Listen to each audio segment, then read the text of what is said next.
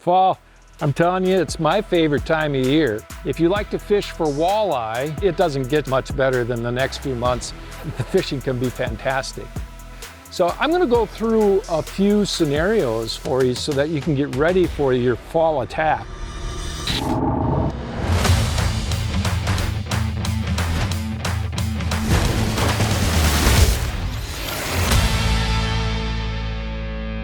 I get to basically explain to you what makes fall special for a walleye fisherman. The fact is, it's the fish put on the feed bag and they get ready for their winter locations where they are not all that active in the middle of winter when there's snow and ice. But they really are active in the fall months. What you have to do is come up with an attack plan.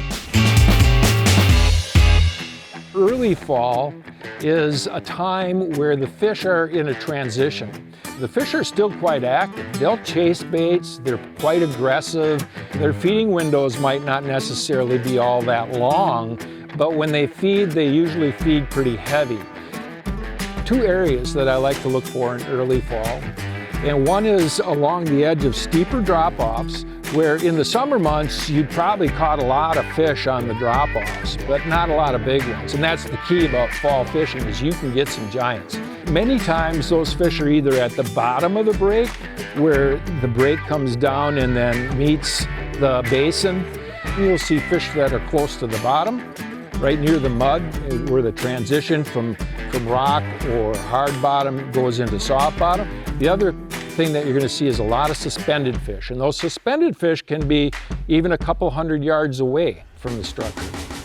Concentrate on those fish from the base of the break, the bottom of the break, out a couple hundred yards. If you see fish, and if they're suspended, let's say it's 30 feet deep, and you see a bunch of big marks out at 20, those are probably walleyes. One of my very first setups is to use a shiver minnow. It's a glide bait. So glide baits are a real big deal. The shiver minnows fall fast. You snap them, so it's a real aggressive snap, rip. They dance around almost like walking the dog underwater. And when they fall, the fish will basically get triggered to bite them. The other bait that I use at that time of year is the finisher. It's a little minnow bait, same type of thing though. You can hover it. Let's say the fish is down 20 feet, but it's 10 feet off the bottom. You can kind of slow this down by twitching it right above the fish, and then when you let it fall down, it kind of half swims down. If you jerk it, it'll go off to the side, and it'll do all those types of things. And the fish, again, they jump all over these things. So that's the very first plan of attack. Aggressive, faster presentations. So now let's move on a little bit. I'm going to give you a whole different scenario. We're getting a little bit into mid-fall, into later fall is the time when the fish usually move a little closer to shore. Thousands of anglers will go to Lake Erie in the fall, and they will troll deep crankbaits. And these deep diving crankbaits, trolling them down into 20 feet of water, 30 feet of water, that deep trolling bite is magic, total magic.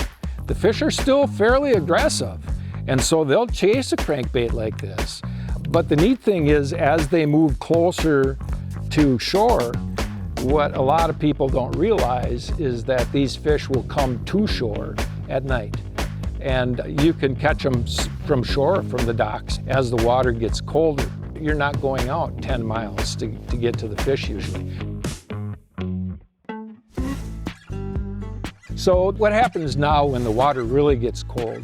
Usually it's in early October where the water will start cooling down, and there's a big mixture of water. It's called turnover. This is a time where the fish can go real deep. They can also go real shallow. The water temperature is a lot more comfortable for them. So there are certain lakes where you can cast crankbaits to those fish, and you can have some really good luck up shallow. But there's also other lakes where the fish basically are deeper. They might be down 30, 40, even 50 feet deep. And that's when you start going to some other presentations. You'll see a lot of jigging with tails. I like to use 4-inch Berkeley gulp tails. and you'll see quite a few smaller tails too in a lake that has smaller forage base. The bottom line is you match the forage, and it's a great time to catch those fish. The other thing that's kind of an unsung hero at this time of year is a blade bait, like this little blade bait I have right here.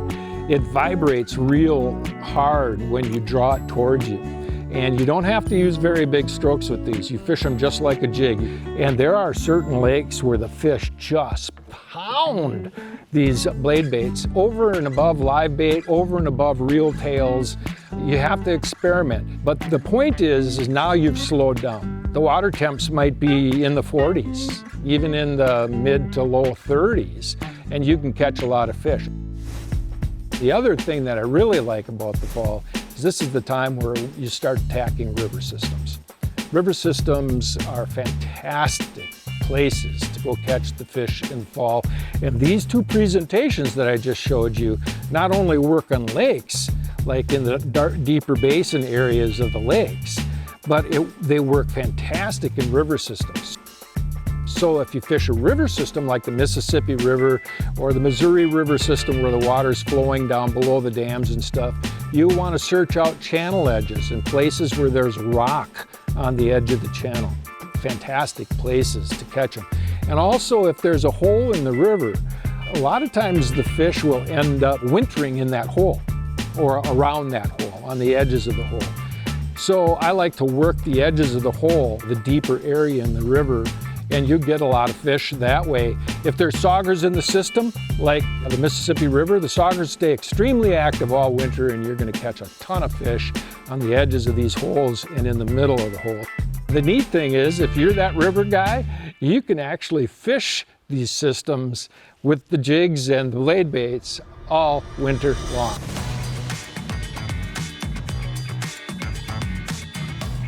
To wrap it all up, you've got some deadly presentations, and I would consider them as some of the best presentations for your attack plan for your fall fishing.